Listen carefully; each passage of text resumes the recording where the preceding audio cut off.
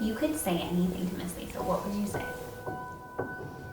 I'd say thank you for talking to me about my life and all the pain that's gone through my life.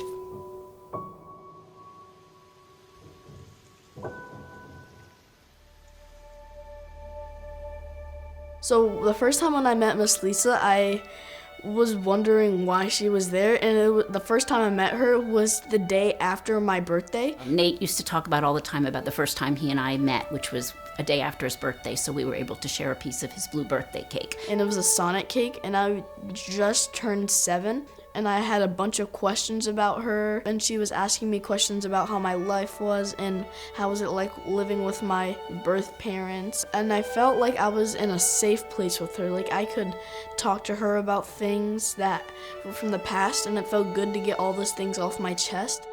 Our past is important to all of us. Most of us in life have constants to stay there throughout life, but these kids don't.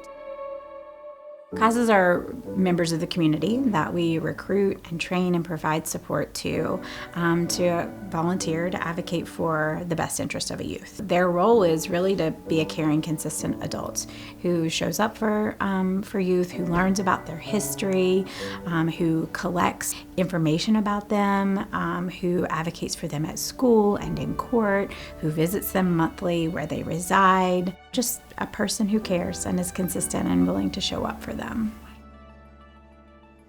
There are so many changes all the time, and sometimes even foster placements change. So like he was removed from his first family and then was placed in a foster home, and Lisa saw him there.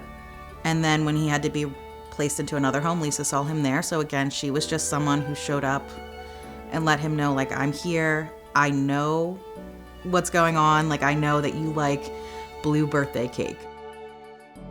A bunch of things happened, and after that first visit, she came again another day, and she kept coming, and then I kind of started trusting her a lot.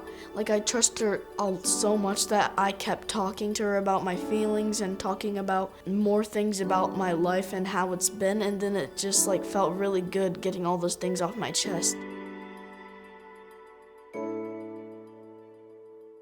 Kids bring this history of trauma with them. And then the system, unfortunately, is designed to keep kids safe, but not necessarily to provide them with stability, to help them build trusting relationships with adults. And so we as CASA can bring that focus to our advocacy for kids. It's a lot to keep, and horrible memories have also happened in my life, and that I don't like to remember. So when I talk about them, it makes me feel better. She was that soft voice he needed, that understanding response that he was really requesting and requiring at the time. That relationship just built the confidence for him, that then built the confidence for us. It just made us feel better, knowing she was there for us, but also more so for him. Interacting with other foster families on meetings and trainings, you can tell who has a CASA advocate and who doesn't.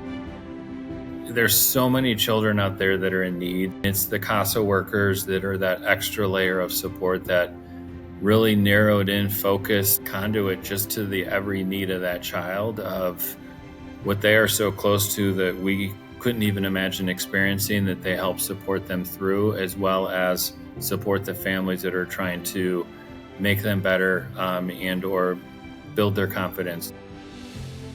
My hope for this organization is that we reach more kids like Nate. In fact, that we reach every Nate that's out there in Delaware and Chester counties who has experienced a whole host of trauma, who has experienced the instability of the system, that we reach those kids, and that for every Nate, there is a Lisa who is providing advocacy, who's getting to know him or her and their needs, and is meeting them where they are and being an effective advocate in the system.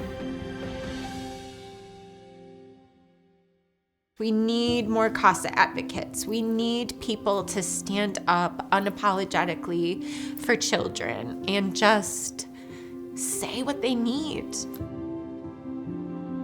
Kids that have a life like me need someone like Miss Lisa, because one is she's really kind and she always lets you talk about your feelings and express your feelings, and always is there for me. She was always there for me, and I know she will be there for someone else eventually.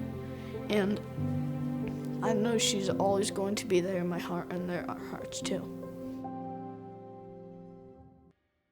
As a foster mom and a human and a CASA advocate, I think we can't sit by as a human and know that in our communities, like in your neighborhoods, right? There are kids in your neighborhoods that need an advocate. They need a voice. You're here tonight because you have a voice.